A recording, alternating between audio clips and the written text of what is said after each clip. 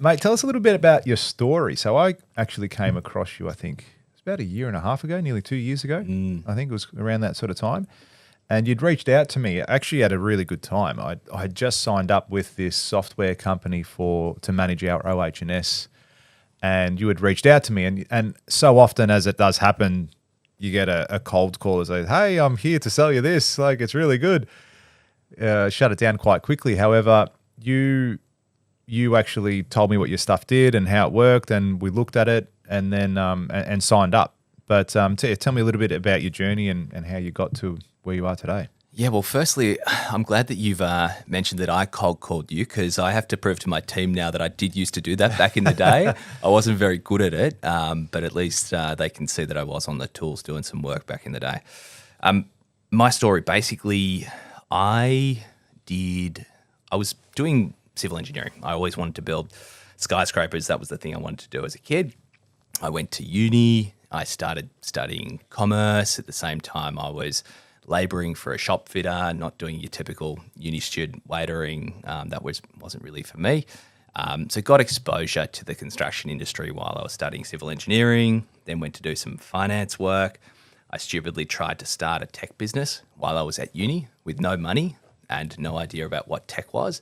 And I figured out pretty quickly that was a good way to lose all your money and fail. But it was a good learning. So I changed from doing civil engineering into software, got so excited by tech. And this is like 10 years ago now, when sort of social media was just taking off, and, programming and coding wasn't as widely done as it is now. And so got into that space, went to work for other startups, worked for realestate.com.au actually, and helped build some of their software.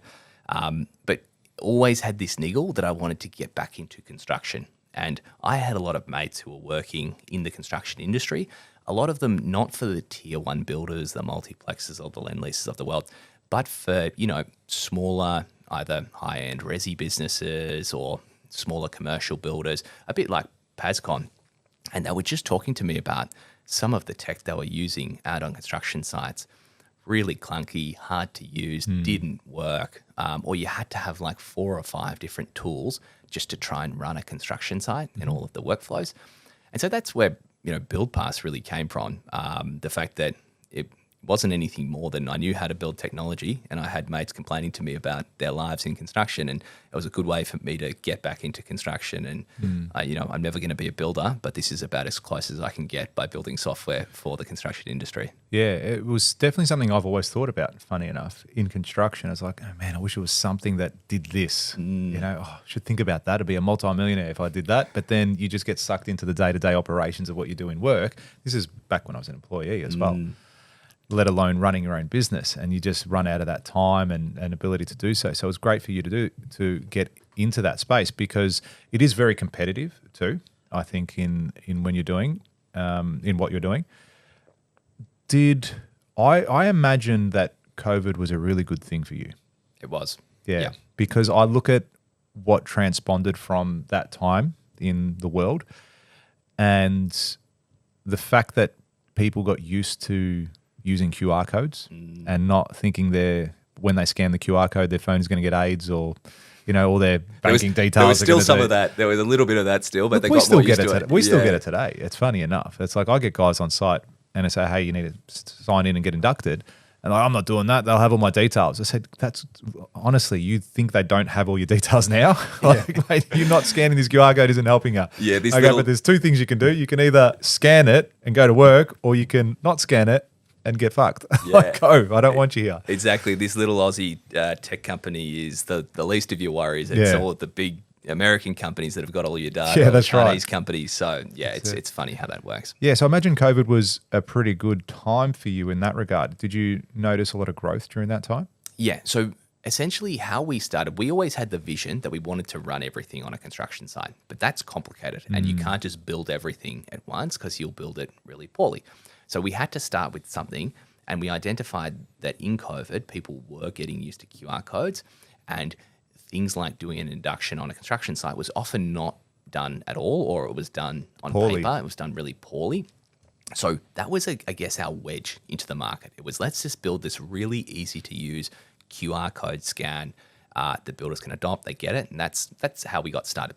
But from there, we've expanded into doing more and starting to execute on the vision that we had 3 years ago. But yeah, to your point, COVID was really helpful. I think timing in these things is always really important. And a lot of it is just luck. You're going to get lucky with timing, but you can try and use things to your advantage as well. Try to look ahead where the world is going.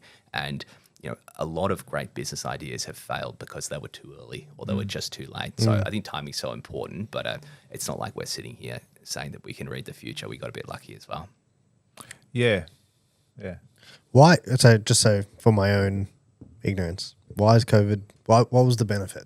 Because obviously I'm not like in the construction space predominantly, so I don't spend any time on site. If you see me on site, probably recording a video. But what was it about COVID that allowed the business to have that boost? Like, was it just the QR codes? So the QR codes was part of it, and that helped with the wedge. But I think that people had to start looking at different things. Like a lot of businesses. It was like break out of your norm. Started pivoting, right, and started looking at different things. There was the whole work from home movement. And I think in general, people they were more happy to try new things and to change things. And then especially in the building industry, obviously, it kept going in COVID, but also got decimated by it. People had to start looking at things that they didn't in the past. And George, you can probably talk to this better than I can, but we had a lot of our customers saying we didn't have to focus on the really high efficiency things in the past because we had a good margin. We just did things the way they were.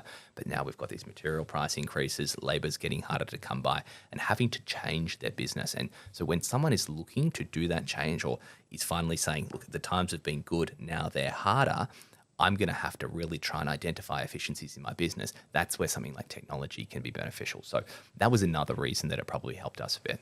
Yeah. I find that in construction more so, maybe it's the same with other industries too, but they're often stuck in their ways.